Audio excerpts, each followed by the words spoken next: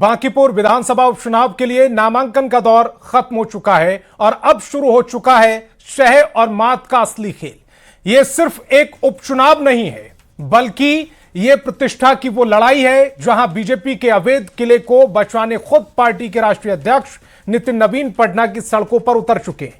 कभी संगठन की बैठकों में तो कभी एनडीए के दिग्गजों के साथ रणनीतियों के चक्रव्यूह बुने जा रहे हैं। बीजेपी के नए सिपह सलार नीरज सिन्हा मैदान में हैं और दावा किया जा रहा है कि वो एक कार्यकर्ता की तरह नहीं बल्कि जीत के एक नए रिकॉर्ड के साथ इतिहास रचेंगे। वहीं विरोधी खेमा भी इस बार बीजेपी के इस अवैध दुर्ग में सेंध लगाने के लिए पूरी ताकत झोंक चुका है। एक तरफ शहनवाज हुसैन का दावा है कि बांकीपुर की जनता को एक के साथ एक फ्री मिलेगा, यानी विधायक भी मिलेगा और नितिन नवीन का मार्गदर्शन भी। वहीं दूसरी तरफ प्रदेश अध्यक्ष संजय सरावगी का दावा है इस बार जीत का अंतर पिछला रिकॉर्ड भी तोड़ देगा। लेकिन क्या वाकई बांकीपुर की राह इतनी आसान है? क्या जमीनी हकीकत इन दावों में मेल खा रही है? आज बहुत सारे सवाल हैं क्योंकि बांकीपुर का रण बड़ा हो चला है। सीधे आज के सवालों पर आते हैं। सवाल नंबर 1, बांकीपुर विधानसभा सीट पिछले करीब 30 साल से बीजेपी का मजबूत गढ़ रही है। क्या राष्ट्रीय अध्यक्ष नितिन नवीन की साख और उनके 20 साल के विकास के दावों के दम पर बीजेपी इस किले को बरकरार रख पाएगी या इस बार विपक्ष कोई बड़ा उलटफेर करने में कामयाब होगा? सवाल नंबर 2, बीजेपी ने एन वक्त पर अपना उम्मीदवार बदला और नीरज कुमार सिन्हा को मैदान में उतारा। क्या एन मौके पर प्रत्याशी बदलने के इस फैसले से कार्यकर्ताओं में असमंजस है या नीरज सिन्हा का जमीनी कार्यकर्ता होना पार्टी के लिए मास्टर स्ट्रोक साबित होगा?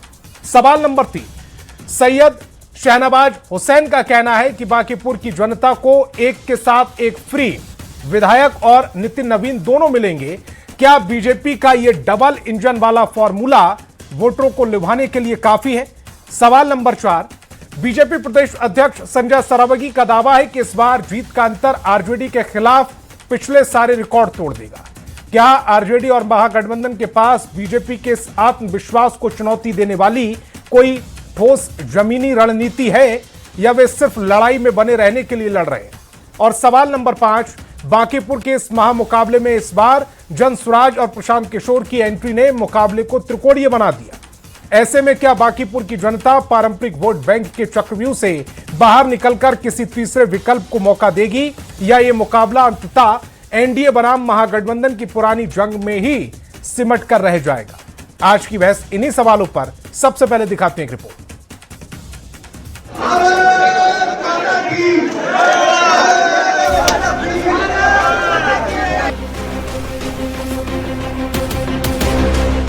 बांकीपुर विधानसभा उपचुनाव के लिए नामांकन का दौर खत्म होने के बाद अब सियासी दलों ने पूरी ताकत झोंक दी है। बीजेपी की परंपरागत सीट रही बांकीपुर के प्रत्याशी नीरज कुमार सिन्हा की जीत सुनिश्चित करने के लिए पार्टी के राष्ट्रीय अध्यक्ष नितिन नवीन ने विधानसभा क्षेत्र में रणनीति पर कार्यकर्ताओं के साथ बैठक की। चुनावी तैयारियों की समीक्षा की। बैठक के बाद प्रेस कॉन्फ्रेंस करते हुए नितिन नवीन ने बांकीपुर की जनता से पार्टी प्रत्याशी नीरज कुमार सिन्हा को जिताने की भावुक अपील भी की। मेरा क्षेत्र रहा है तो क्षेत्र की जनता की अपेक्षा थी कि नितिन नवीन उनके सामने नजर आए। ये बड़ी खुशी है कि भारतीय जनता पार्टी का नेतृत्व ने एक मंडल अध्यक्ष जैसे कार्यकर्ता को मौका दिया है बांकीपुर के जनता के सेवा के लिए। और मैं यही कहूँगा बांकीपुर की जनता के लोगों से कि आपने मुझे एक अपने अनुज के रूप में, भाई के रूप में जो आशीर्वाद दिया है, मेरा छोटा भाई नीरज सिन्हा भी उसी विश्वास और आशीर्वाद के साथ काम करेगा। चुनौती क्या रहेगा? मैंने तो चुनाव लड़वाया, इतना जिताया, तो मुझे जो चुनाव लड़ा जितवाया, अब मुझे क्या, मैं तो खुद चुनाव लड़ा, मेरे कार्यकर्ता मेरी शक्ति है। तो वहीं केंद्रीय कपड़ा मंत्री गिरिराज सिंह ने दावा किया है कि बांकीपुर की जनता बीजेपी को ही वोट करने जा रही है। आरजेडी पर नकारात्मक राजनीति करने का आरोप लगाते हुए गिरिराज ने प्रशांत किशोर पर भी निशाना साधा और कहा कि विधानसभा चुनाव में जो व्यक्ति एक भी सीट पर जमानत नहीं बचा सका, वो अब खुद चुनाव मैदान में खड़ा है। तो क्या प्रशांत किशोर वोट खरीदने आए हैं? आरजेडी राजनीति से ही लगता है खत्म हो गया।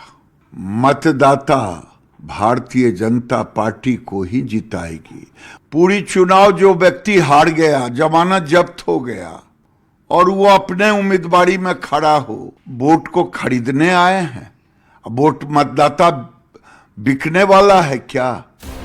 बांकीपुर सीट पर पिछले 30 साल से बीजेपी का कब्जा रहा है। 2005 से बांकीपुर सीट से नितिन नवीन लगातार चुनाव जीतते रहे, लेकिन इसी साल बीजेपी के राष्ट्रीय अध्यक्ष चुने जाने और फिर राज्यसभा के सांसद बनने के बाद बांकीपुर विधानसभा की सीट खाली हो गई थी। अब इस सीट पर 30 जुलाई को उपचुनाव की वोटिंग होगी और 3 अगस्त को नतीजे आएंगे। वैसे मैदान में आरजेडी उम्मीदवार रेखा गुप्ता के साथ ही जनसुराज के संस्थापक प्रशांत किशोर भी खुद चुनावी ताल ठोक रहे हैं। ऐसे में इस एकमात्र सीट पर हो रहे उपचुनाव में एक ही सवाल हर किसी की जुबान पर है, वो ये कि बांकीपुर में किसका पलड़ा भारी। दिल्ली संवाददाता अमितेश सिंह के साथ पटना से शैलेंद्र कुमार की रिपोर्ट, न्यूज़ 18।